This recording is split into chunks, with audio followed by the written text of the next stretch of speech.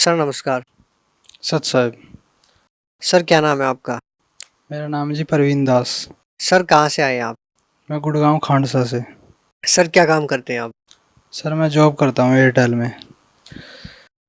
संत रामपाल जी महाराज से नाम दीक्षा लेने से पहले आप क्या भक्ति साधना करते थे?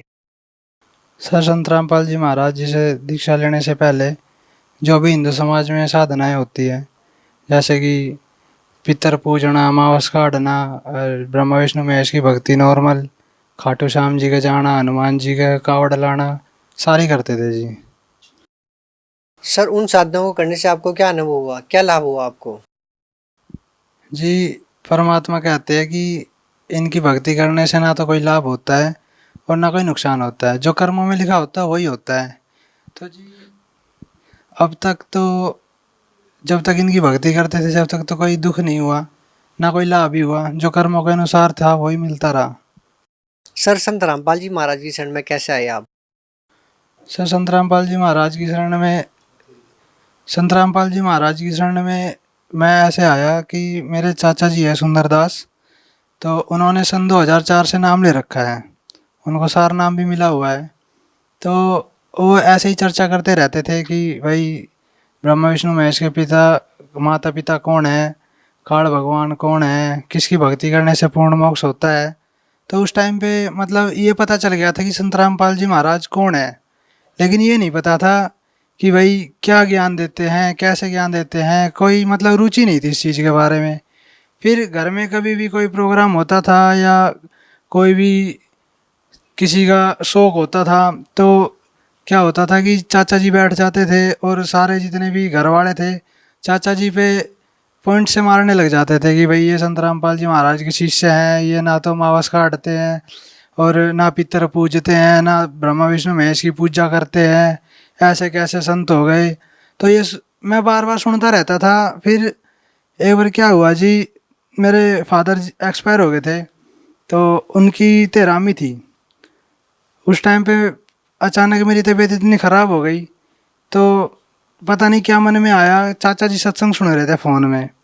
तो मैंने कहा कि चाचे चाचा जी मेरे को फ़ोन दो, मैं सत्संग सुनूंगा। तो उन्होंने फ़ोन दे दिया मेरे को।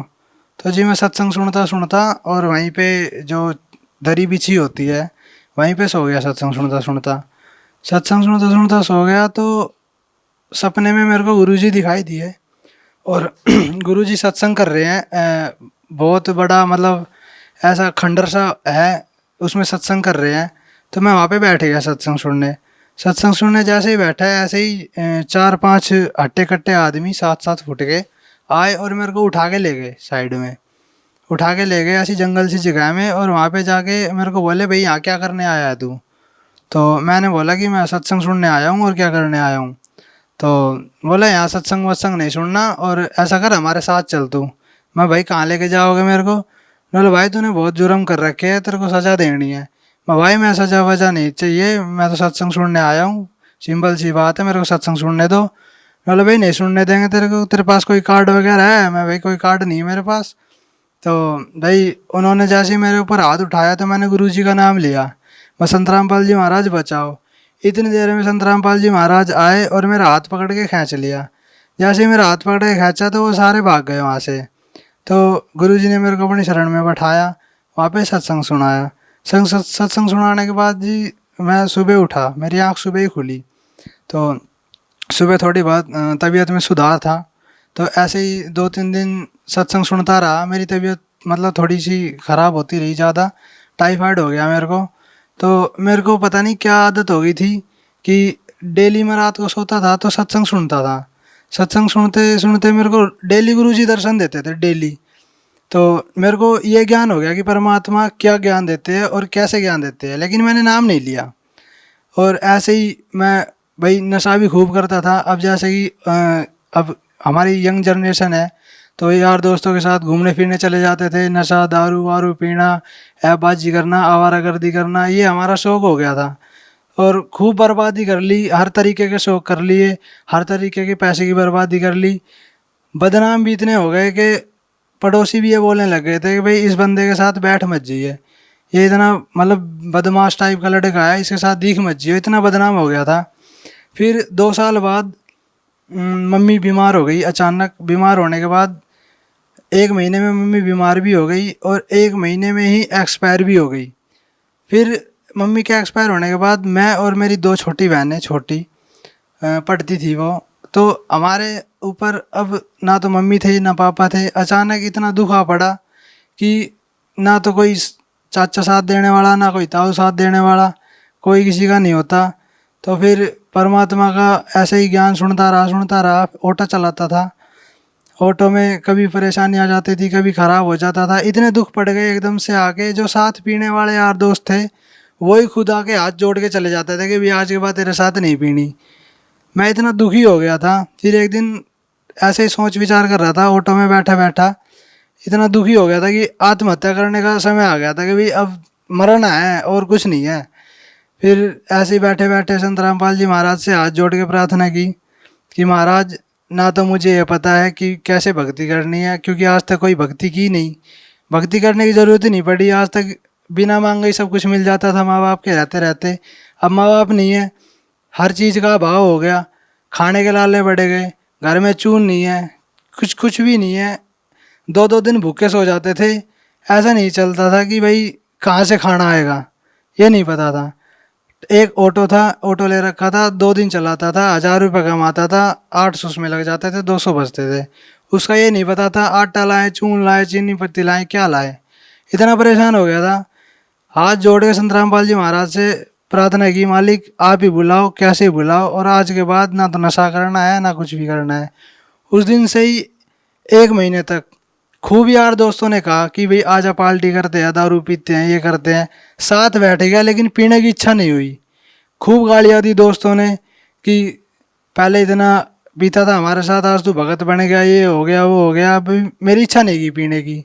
फिर अचानक से ही मैंने चाचा जी से पूछा भी चाचा जी सत्संग कब का है। चाचा जी ने बताया कि 2014 में अगस्त 8 तारीख का सत्संग था। 7 तारीख को मैंने पूछा था और फिर सुबह ही चाचा जी ने बोल दिया कि भाई 8 तारीख का सत्संग है आज का, और चलो। सुबह 2 चक्कर ऑटो के मारे, 500 रुपये कमाए। 500 रुपये के अलावा एक भी रुपये नहीं था जेब में।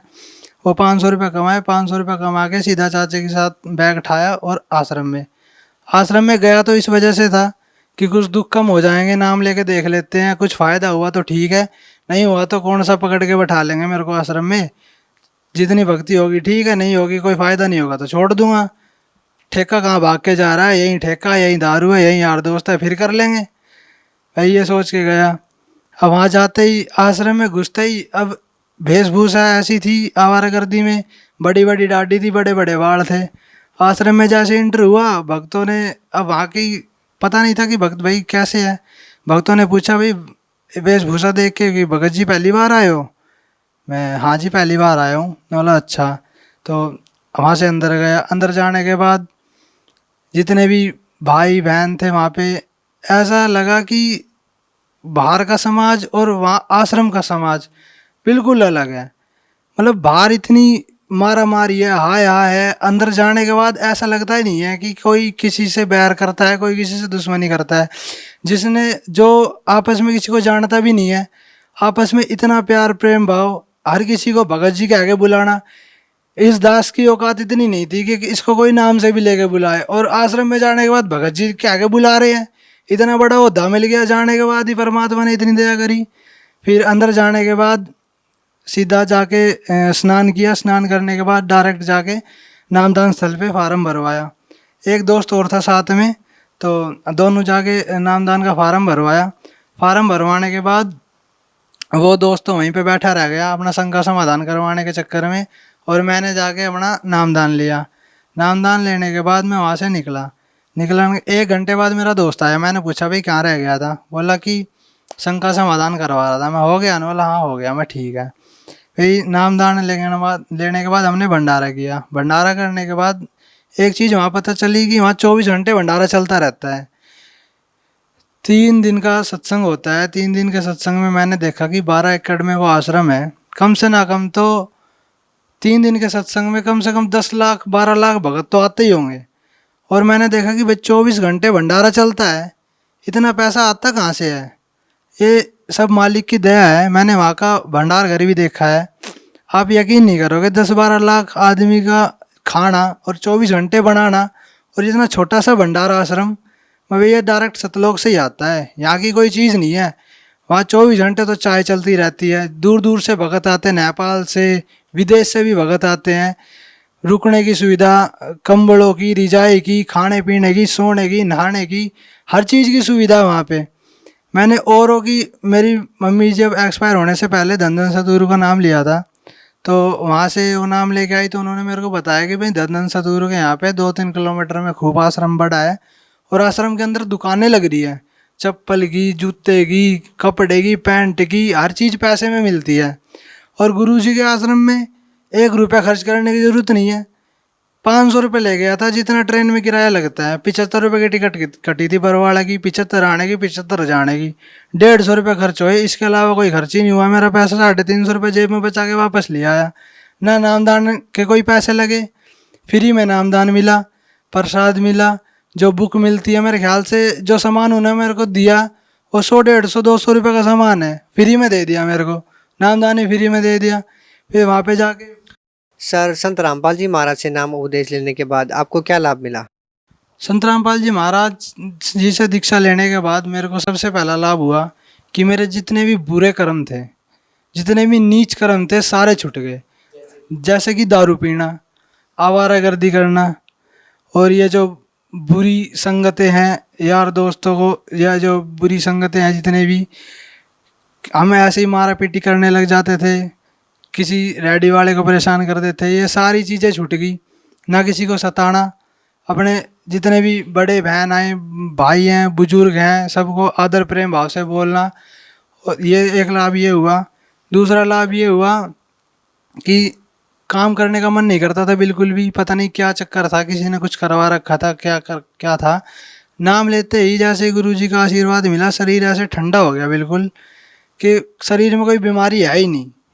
गुरु जी के दर्शन करें तो ऐसा लग रहा था कि ये गुरु जी हैं, क्या है, शरीर से, चेहरे से ऐसा नूर सा लग रहा था, ऐसा जैसे कि लाइट सी चमकती है ना, किसी चीज़ जैसे ट्यूबलाइट चस रही है, उसमें से प्रकाश सा आता है, ऐसे जैसे हजारों ट्यूबलाइट चस रही हो, ऐसा प्रकाश सा आ रहा था गुरु जी के से। दर्शन करने के बाद इतना आनंद आया। घर जाने के बाद ना तो किसी से लड़ाई झगड़ा करने का मन किया, कुछ भी नहीं, आराम से गया। नामदान लेने के बाद सारी कुरीतियाँ छोड़ दी। पहले भी दास का इतनी अच्छी किस्मत है कि आज तक किसी भगवान की भक्ति की नहीं। जो घर वाले करते थे बस उन्हीं के साथ लगा रहता था, बाकी किसी को माना नहीं। जो पहली जोत मैंने जलाई वो संत रामपाल जी महाराज की जलाई, पूर्ण ब्रह्म परमेश्वर की, कबीर साहिब की, जो कबीर साहिब के पूर्ण अवतार है संत रामपाल जी महाराज, उनकी जोत मैंने पहली जलाई। सर, संत रामपाल जी महाराज से नाम दीक्षा लेने से पहले आपकी आर्थिक स्थिति बहुत खराब थी, खाने तक के लाले पड़े हुए थे। सर, संत रामपाल जी महाराज से नाम दीक्षा लेने के बाद आपकी आर्थिक स्थिति कैसी है? जी, आज मेरी आर्थिक स्थिति इतनी अच्छी है। दास की एयरटेल में जॉब लग रही है, 14,000 सैलरी है, और वैसे भी इंसेंटिव वगैरह मिला के 16-17 हज़ार रुपये सैलरी मिल जाती है। दास की समाज में इतनी अच्छी इज्जत है कि जो पहले लोग कहते थे कि भाई ये बंदा ख़राब है, आज वो ये कहते हैं कि भाई इस लड़के जैसा बनो। अपने बच्चों को ये कहते हैं कि इसके जैसा बनो। अगर कोई लड़का लेट हो गया और उसने गलती से ये बोल दिया कि मैं दास का नाम लेके कि परवीन के पास हूँ, तो उनके घर वाले निश्चिंत हो जाते थे कि हाँ भाई किसी अच्छे की संगत में बैठा है। बड़े बुजुर्ग भी मुझसे सलाह लेते हैं कि भाई कैसे क्या करना है, कैसे कोई भी किसी चीज़ के बारे में सलाह लेनी हो इस दास से ज़रूर पूछते हैं। जो पहले इस दास को कुत्ता भी नहीं पूछता था, आज बड़े बुजुर्ग भी इतनी इज्जत से बात करते हैं। ये सारी संत रामपाल जी महाराज की शिक्षा दी हुई है हमें। जो हम उनके रास्ते पे चलते हैं, उनके रास्ते पे चलने से हमें इतना लाभ हुआ कि समाज में इज्जत बनी। हमें जो बुरी कुरीतियाँ थी उनको छोड़ने का मौका मिला। हमें आज तक ये नहीं पता था वेद, गीता, पुराण, कुरान क्या है, क्या बाइबल है। हमने आज तक ये नहीं देखा कि इनमें लिखा क्या हुआ है। आज इस दास को इतना ज्ञान हो गया कि वेदों में क्या लिखा हुआ है, गीता में क्या लिखा हुआ है, कुरान में क्या लिखा हुआ है, बाइबल में क्या लिखा हुआ है।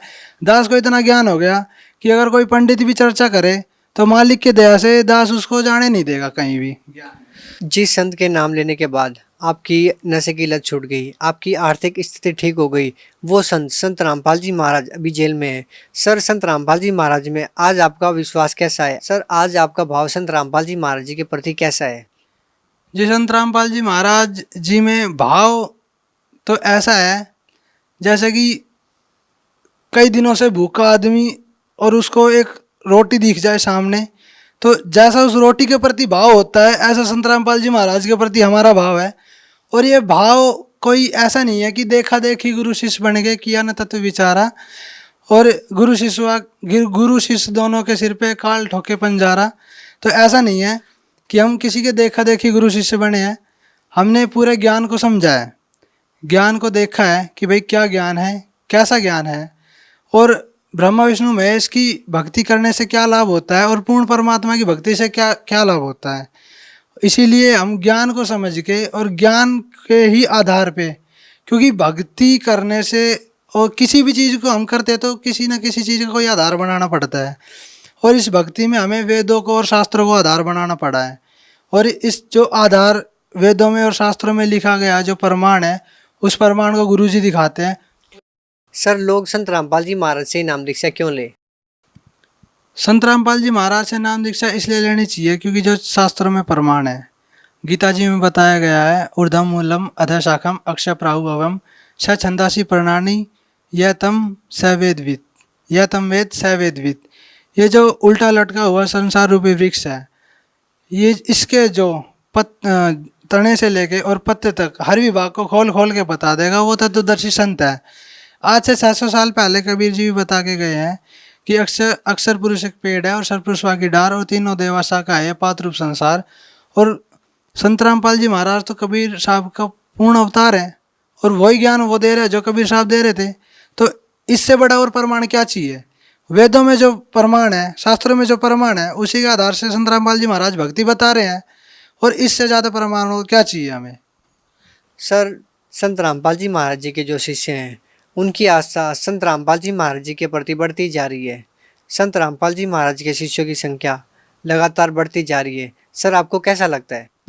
बहुत ही अच्छा लगता है कि हमारे भाई बहन हमारे गुरु जी के ज्ञान को समझ रहे हैं और हमारे परिवार में दोबारा एक हो रहे हैं, क्योंकि ये सतलोक से छूटा हुआ परिवार है। ये जितनी भी आत्माएं यहाँ आई हुई हैं सारी सतलोक से आई हुई हैं और यहाँ पे आके ये काल ने ऐसा वो कुरीति फैला रखी है, यहाँ पे इतने धर्म बना दिए, सारे भगवान को पाने में लगे हुए हैं लेकिन किसी को रास्ता नहीं मिला आज तक। मुसलमान कुरान को समझ नहीं पाए, ईसाई भाई अपने बाइबल को नहीं समझ पाए, हमारे हिंदू भाई वेदों और शास्त्रों को नहीं समझ पाए, हमारे सिख भाई गुरु ग्रंथ साहिब को नहीं समझ पाए। हमारे गुरु जी संत रामपाल जी महाराज यही खोल खोल के बता रहे हैं कि भाई अपने वेदों में, अपने शास्त्रों में, अपने ग्रंथ साहिब में, अपनी कुरान में, अपनी बाइबल में देखो क्या लिखा हुआ है। परमात्मा को तुम निराकार बता रहे हो, वेद साकार बता रहे हैं। अरे कुरान में लिखा हुआ है वो अल्लाह और राजा के समान है। बाइबल में लिखा हुआ है कि उस परमात्मा ने 6 दिन में सृष्टि रची और 7वें दिन अपने सदृश्य मनुष्य को बनाया, यानी कि जैसा परमात्मा खुद है ऐसा हमको बनाया है, तो हमारे जैसा ही है परमात्मा और कैसा है। सर जैसा कि आपने बताया कि संत रामपाल जी महाराज से नाम दीक्षा लेने से पहले आपको नशे की बुरी लत लगी हुई थी। अब आपकी बातों को देख के लगता है कि संत रामपाल जी महाराज ने आपको गीता जी का, वेद, पुराण, बाइबिल सभी सदग्रंथों का बहुत गहन अध्ययन करवाया है। काफ़ी जागरूक लग रहे हैं आप सदग्रंथों को लेके, क्या कहना चाहेंगे?